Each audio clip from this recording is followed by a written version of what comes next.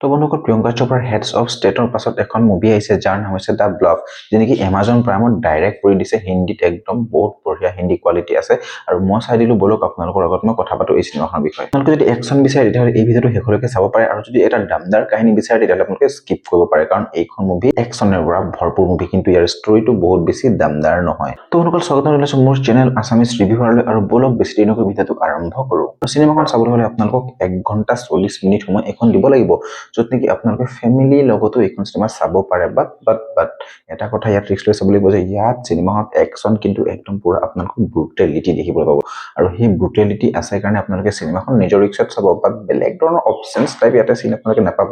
অকণমান যদি মই ষ্টৰী লাইনৰ কথা পাতো, ইয়াত আপোনালোকে সেই ইষ্ট ইণ্ডিয়া কোম্পানীৰ সময়ৰ এটা ষ্টৰী ইয়াত ছেট আপ কৰিছে, য'ত নেকি আপুনি লেডিক দেখুওৱা যায়, যাৰ নাম থাকে ব্লাডি মেৰী, আৰু তাই নিজৰ এটা বহুত ভাল সংসাৰ প্ৰেজেণ্টলি মানে জীৱন নিৰ্বাহ কৰি থাকে, য'ত তেখেতে মাছৰ মানে বিজনেছ কৰি পেলাই চলি থাকে। আৰু সেইটো সময়তে মানে এনেকুৱা হঠাতে এটা ঘটনা হৈ যায়, য'ত নেকি তাৰ হাজবেণ্ডে মানে একদম মাছৰ যিটো বেপাৰ বাণিজ্য, যিটো ইষ্ট ইণ্ডিয়া কোম্পানীৰ মানে আপোনাৰ সেইটো সময়ত ইয়াতে মানে ছেট আপ কৰিছে। যেতিয়া মানে নাও লৈ বা সাগৰত যায়, তেতিয়া সেই সাগৰত মানে এনেকুৱা এটা মানুহৰ লগত ফেচ অফ কৰিব লগা হয়, য'ত তেখেতে মানে সেই সোণৰ টুকুৰা এটা পাই যায়, আৰু সেই সোণৰ টুকুৰাটোৰ পৰাই গোটেই চিনেমাখনৰ ষ্টৰীটো মানে এটা বেলেগ পইণ্টত গুচি যায়। সোণৰ টুকুৰা পোৱাৰ লগে লগে সিহঁতৰ খাজানাৰ লোভ সোমাই যায় যে গোটেই সোণখিনি সিহঁতকেই লাগিব। তাৰ পাছত তেওঁলোকে এটা অভিযান চলোৱাৰ পাছতে যিটো মানে এটা দেখুৱাই প্ৰিয়ংকা চোপ্ৰাৰ সৈতে ফেচ অফটো বা একশ্যন চিন, সেইখিনি বস্তু বহুত বেছি ভাল লাগে।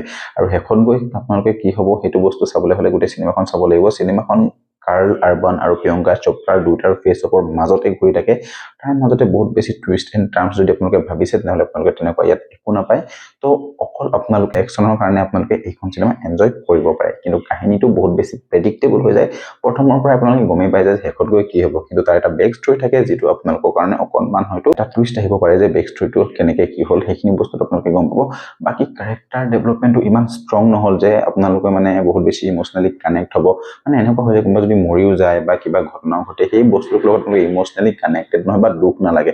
তো সেইটো কাৰণে আপোনালোকে ষ্টৰী বেচিছত এইখন চিনেমা বহুত বেছি ভাল নাপাব। কিন্তু প্ৰিয়ংকা চোপ্ৰাৰ একশ্যন একদম আউটষ্টেণ্ডিং বুলি একদম দেশী গাৰ্ল ফায়াৰ। আপোনালোকক মই নকওঁ যে এইখন বহুত বেছি এখন মাষ্ট ৱাচ মুভি, কিন্তু আপোনালোকে প্ৰিয়ংকা চোপ্ৰাক যদি ভাল পায়, তাইৰ এখন একশ্যন মুভি যিখন আপোনালোকে ভাল পাব, এখন এক্সপিৰিয়েঞ্চ কৰিব।